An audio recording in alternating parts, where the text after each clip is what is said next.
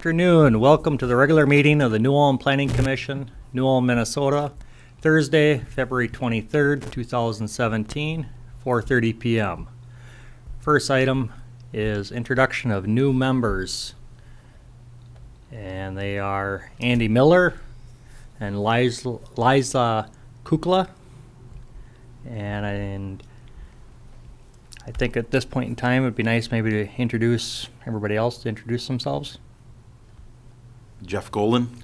Larry Mack, 4th Ward City Councilor. Rod Garnitz. And Dave Schnoberg, I'm the Community Development Director.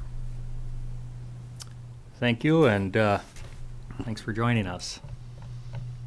And our second item is going to be election of officers. Currently, Jim Hogan is the chair, Larry Mack, myself as the vice chair, and Cheryl Meyer is the secretary. Mr. Chairman, I'd like to cast a unanimous ballot for the 2016 officers to be elected to 2017.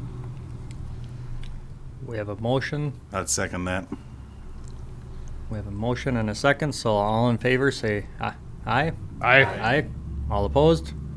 None being said, motion carried. And third item would be approve the minutes of the December 1, 2016 meeting. So moved. Second. We have a motion and a second. All in favor say aye. Aye. Aye. Opposed? None being, motion carried. Fourth item would be to consider for approval the preliminary and final plot of Retzlaff first edition. We would look for staff for report. Okay, the applicant is John Retzlaff. The property owners involved in the plat at the present time are John Retzlaff and the trustees of the Betty Retzlaff Revocable Trust. The current legal description of the property is fairly lengthy, and so I would refer you to both the preliminary plat and the final plat documents have the description on it. Street address of the property is 106 and 110 Monument Street. The property is currently zoned R1, single family residence. Background information. The property is generally located north of Herman Heights Park and Monument Street, west of Harmon Park, and east of Clay Circle. Located on the property are 2 single-family residences and several accessory structures. The east, north, and west sides of the property have steep slopes. Property surrounding the area proposed for platting is also zoned R1. The only means of access to the property is from the south on Monument Street. The surrounding slopes separate the property on 3 sides from Herman Heights Park and adjoining single-family land uses. For property tax purposes, Brown County has divided the property into 3 parcels.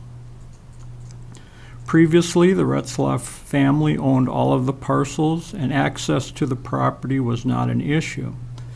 The residence at 106 Monument Street has now been sold, and adjustments will be made to the interior property line. I might note that that sale is pending.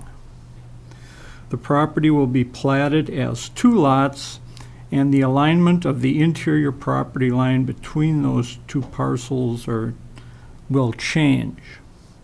The new property line will roughly split the driveway and then extend to the north to the existing property line. An access easement will be placed on the driveway and allow both property owners to use the driveway to reach their property. Both new lots will have frontage on Monument Street. I've provided information on the proposed lots. Lot 1 would have a street address of 106 Monument Street. That residence was constructed in 1963. Its current parcel size is 1.01 acres. The proposed lot size is 1.11 acres. Lot 2 has a street address of 110 Monument Street, was constructed in 1950. Current parcel size is 1.62 acres. The proposed lot size is 1.52 acres. And you will note that the total size of this parcel of property is 2.63 acres. The proposed lots comply with R1 zoning requirements.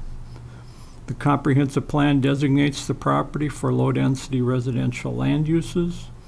The comprehensive plan does not designate a park within the platted area. Utilities currently serve both residences on the property. There is one water and one sanitary sewer service for the two residences. The water service comes in on Monuments Street, goes into the property, and then splits to serve the two residences. The sanitary sewer service is located in 2nd North Street, and the service runs up the hill and then splits when it gets to the top of the hill.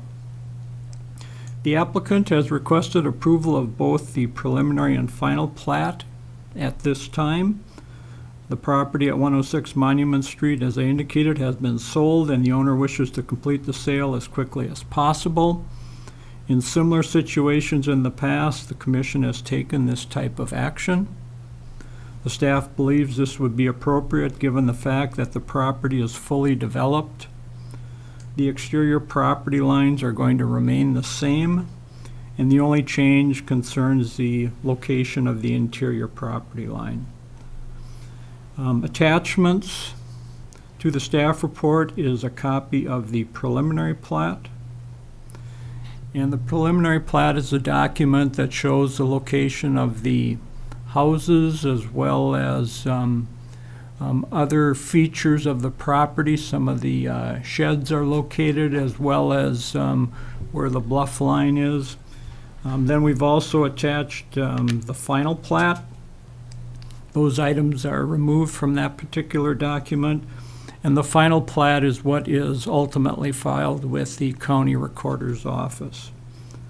There is also a parcel map which shows the 3 parcels that are currently located on the property.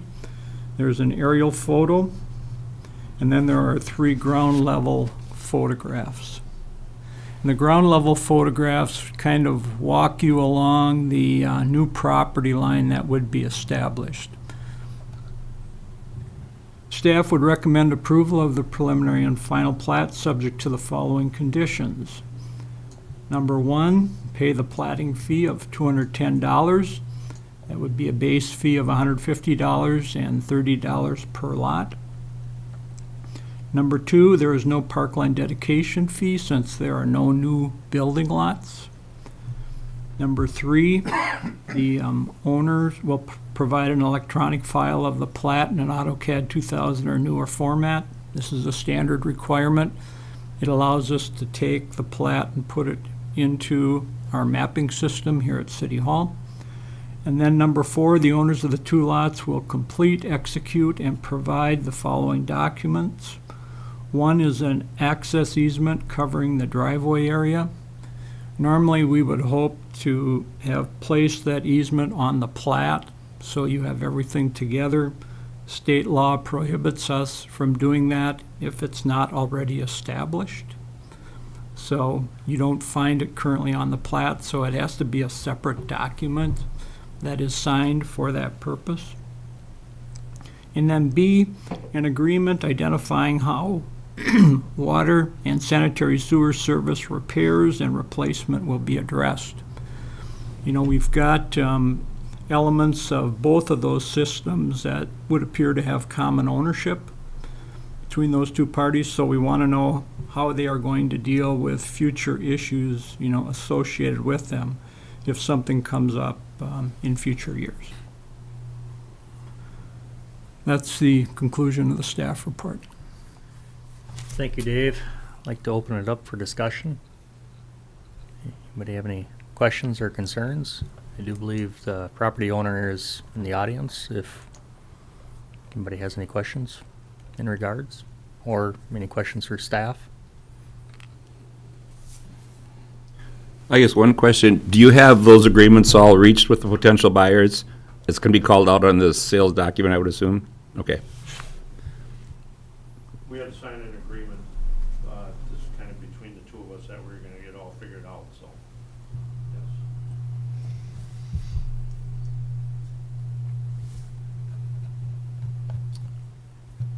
That it?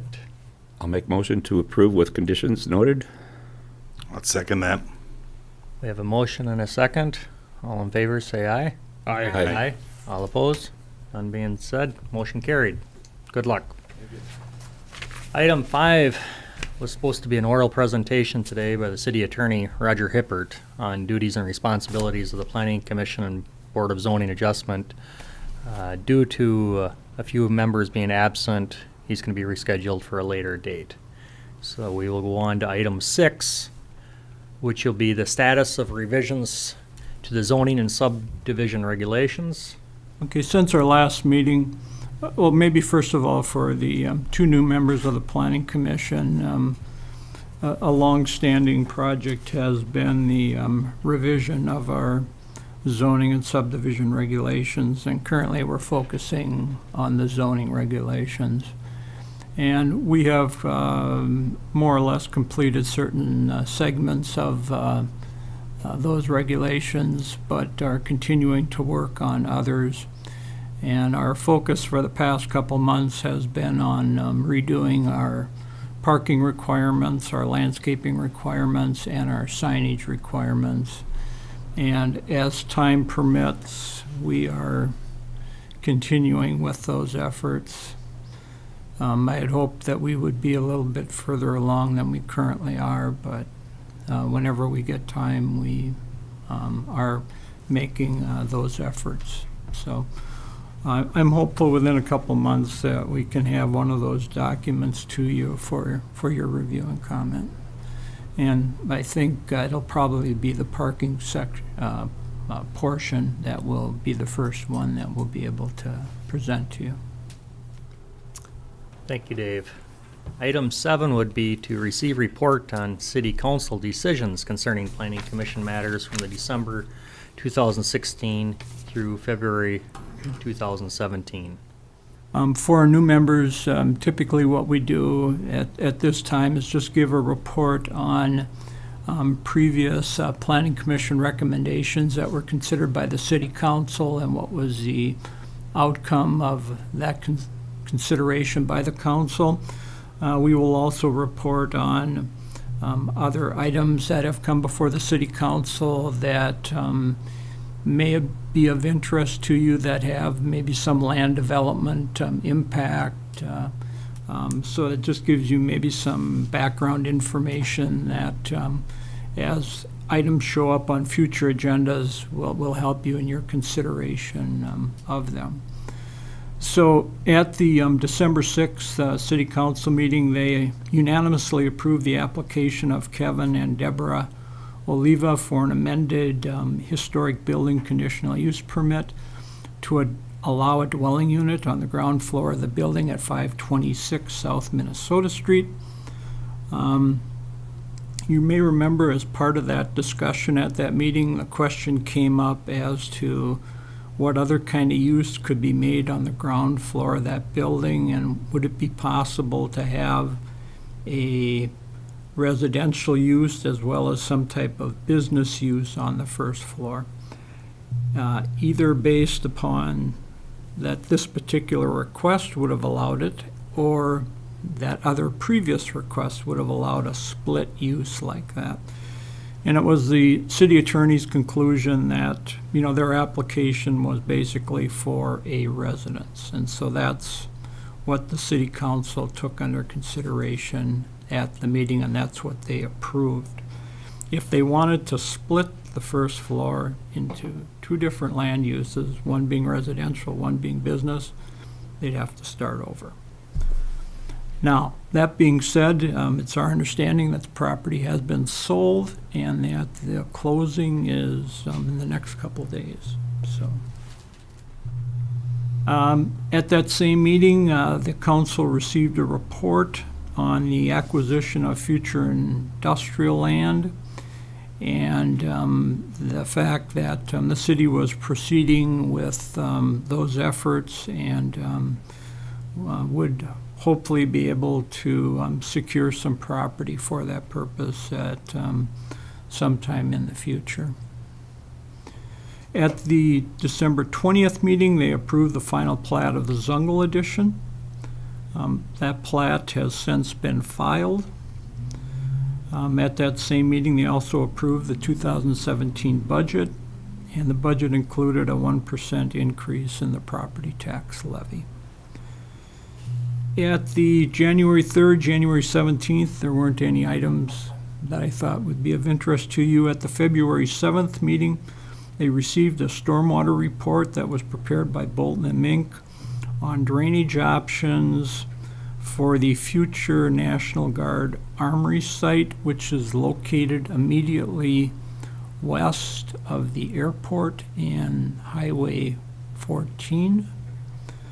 And the council at that time approved an option that was identified. There were 5 different options that were looked at.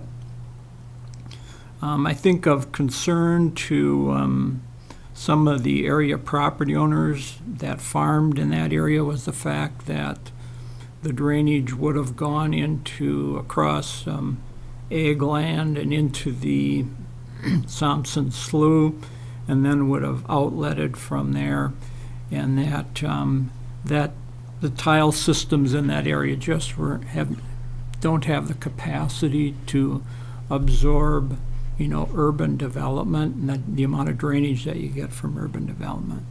And so what they elected to do, or one of the recommendations was to take that drainage and actually bring it back into the city with a separate storm sewer line, outlet it into an existing holding pond that we have, and then have it work through our system and eventually ends up in the Minnesota River. But this is going to be an issue as we go further west, is how do we deal with stormwater drainage issues in those areas. At that same meeting, they also approved a purchase agreement to acquire 31.24 acres for the future National Guard facility. The purchase price is $1.1 million, and I guess the hope is to be able to transfer the property to the National Guard by May of 2017. So right now that purchase agreement has been sent to the current owners, and I don't have a status report at the present time on that. That's it. Thank you, Dave. And item 8 would be to receive report on Heritage Preservation Commission activities. Elwood Zabel is gone today, but do you have anything to? No, unfortunately I don't. I guess we'll have to get that at next month's meeting. And no further business. Meeting adjourned.